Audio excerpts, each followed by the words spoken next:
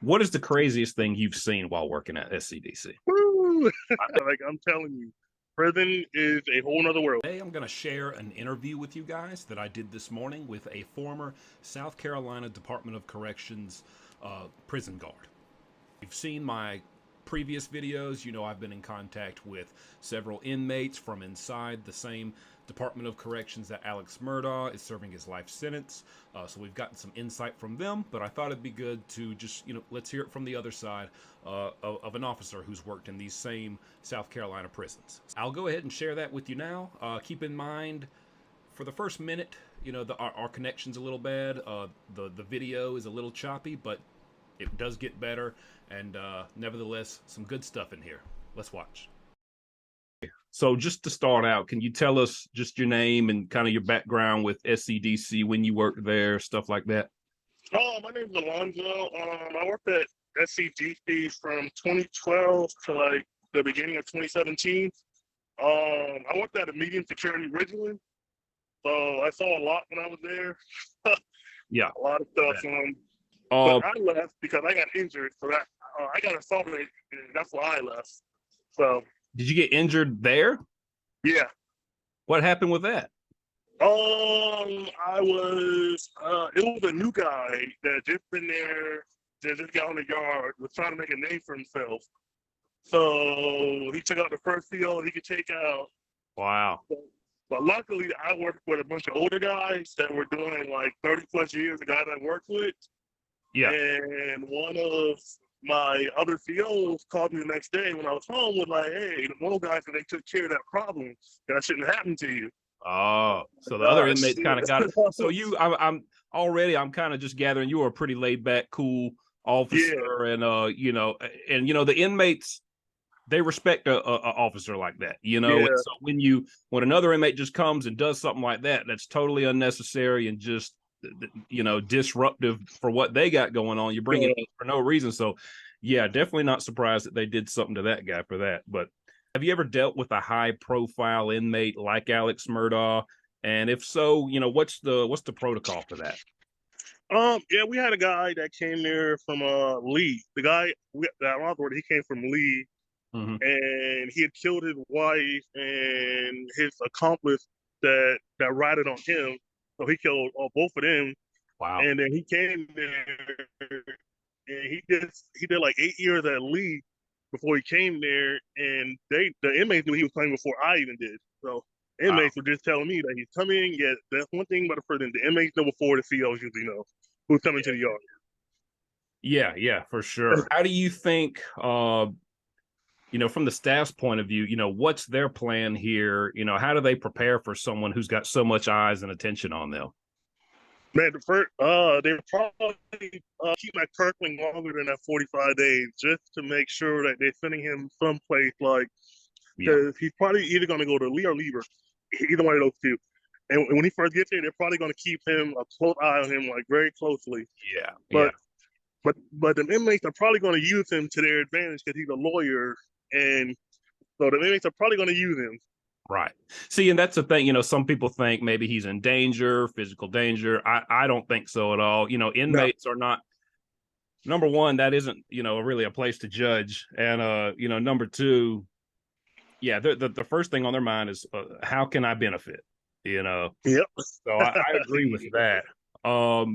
So he'll probably be in, it seems like everyone kind of thinks he's already in the yellow jumpsuit at Kirkland, which means he is separated from the other inmates. Do you think what is that, like a 6-month process, usually like a begin 6 months, then you go in front of a review board, something like that? You go in front of a review board, especially a guy like him that's so high profile, like they're probably going to keep him longer at Kirkland just to make sure that where they're sending him, that he's prepared the way he's doing it.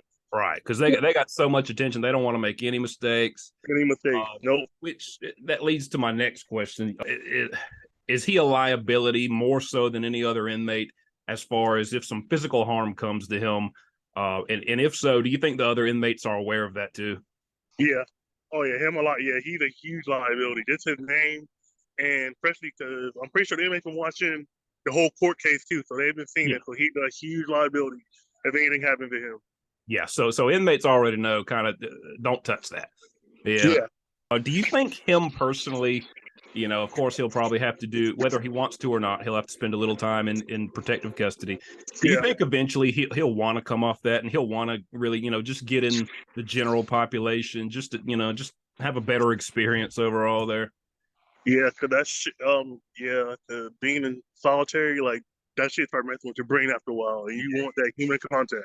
Right, right. And he personally, he seems like the kind of guy who he'd rather be around, a little something going on, a little bit of Yeah, action. yeah, cause the more you're locked down, the more it start messing with your head.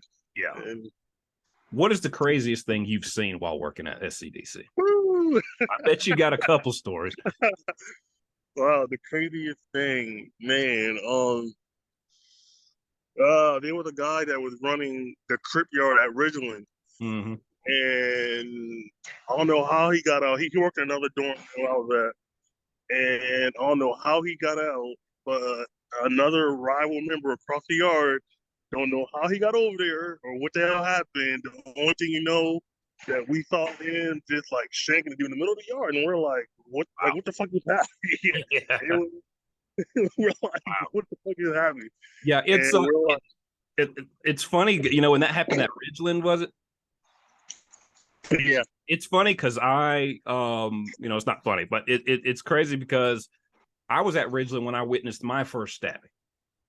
So that's kind of crazy. And it happens, and Ridgeland is a level 2, not a level 3, yeah, which is, most of that does three, happen on 3, you would think, but two and 3 are much more similar than a 2 and 1, and I saw my first stabbing while yeah, I was on the phone talking to my mom on my birthday, and this guy walks out just pouring blood, and just my jaw dropped. So that's crazy that it was mhm. same yard we both saw that. But tell us, kind of, how common is it for contraband such as cell phones, drugs, things like that, just to be present? And do you think Alex Murdaugh, no matter where he's at, you think he could easily get some access to that if he wants? Man, I'll put it this way: when I worked there were guys paying mortgages, house notes, car notes from being in prison. Yeah. So it is easy to get. And I tell people that they're like, no, no, like I'm telling you, prison is a whole nother world. People are literally paying bills from behind the walls. Like it Absolutely. is so easy to get. Absolutely.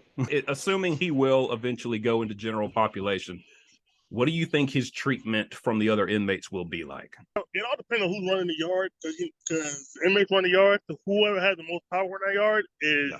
really going to dictate on how everybody moves on that yard when he's there. They get to that yard. So I can't tell you it will be up to that yard leader, Right. I because agree. the COs may say one thing, uh, that that inmate that's in charge of that yard will be the one that like laid the ground for everything. Right. Absolutely.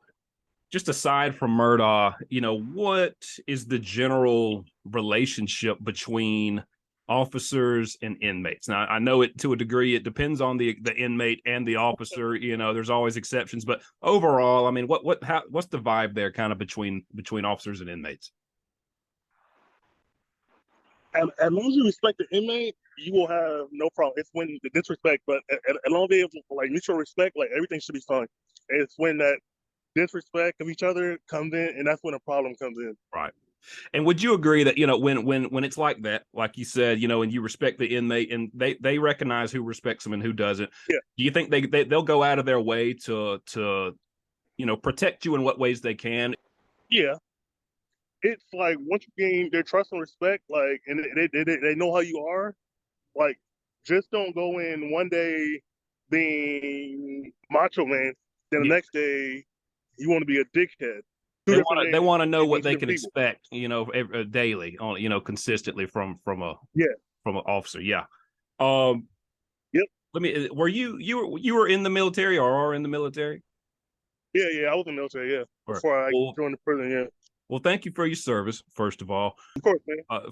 For other veterans, and maybe even the ones who may be struggling with maybe PTSD or just maybe crave, that similar structure. Do you think a job at SCDC is something ideal for them, or not at all? You can definitely get PTSD from working in the prison and shit like that. Oh yeah. You can. So it may not be the best fit for Yeah. a veteran. No. And there's a lot of veterans in SPDC. I met a lot of them working there. There's a lot of them, like Yeah. the ones who you like least expect.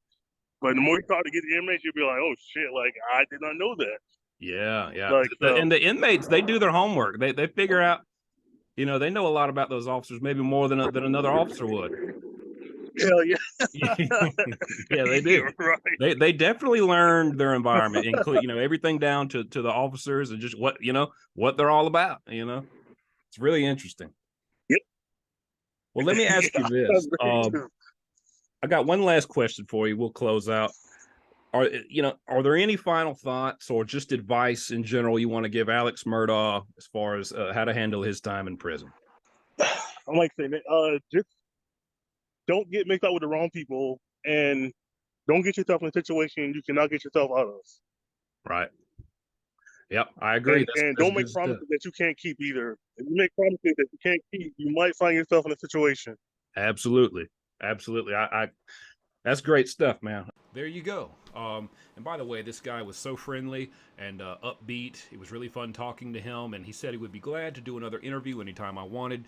So, if you guys have some more questions or you know something that I didn't ask him that you want to know, let me know in the comments what I should ask him next time, and I'll make sure I do that. With that being said, how do you feel about the interview? Does it add or take away or change anything about your opinion on Alex Murdaugh and what it's going to be like for him in prison and how that's really going to go for him? Thank you guys for watching, and I'll be back tomorrow with some more news.